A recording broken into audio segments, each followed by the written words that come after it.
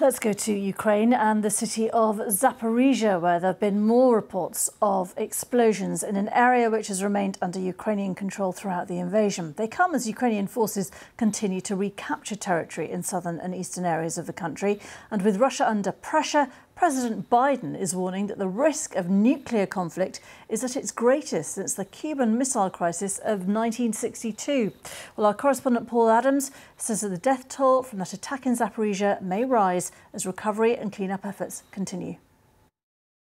With the consequences of those devastating attacks early yesterday morning, they've been working particularly at the site of two of the major incidents at two apartment blocks at which around 12 people were killed. There are still some people missing. It is assumed that there will be more bodies under these vast piles of rubble that were left by the missile strikes yesterday.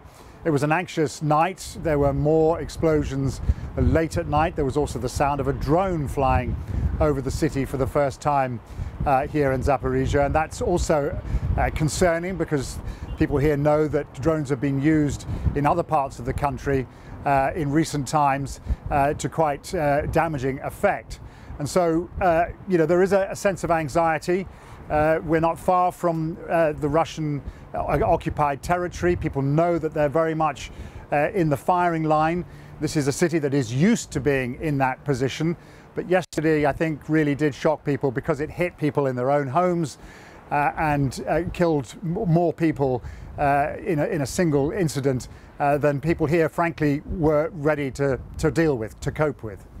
And Paul, I know these comments have been made in the US and not where you are, but President Biden has given this warning about the risk of nuclear conflict being the greatest that we've seen in decades. What is your sense there on the ground as to how worried the Ukrainian government are, the troops are, the people are about that? Look, they've had a long time to ponder this. It's been a nuclear threat possibility that has been mentioned by Vladimir Putin since, frankly, day one of the invasion that he launched on the 24th of February. So I don't think it sort of went away for a bit, and then with his most recent comments, it sort of came back into the forefront of people's consciousness. I don't think people here are unduly concerned. They know that it is a possibility. I think they still think that it sits in the realms of the unthinkable.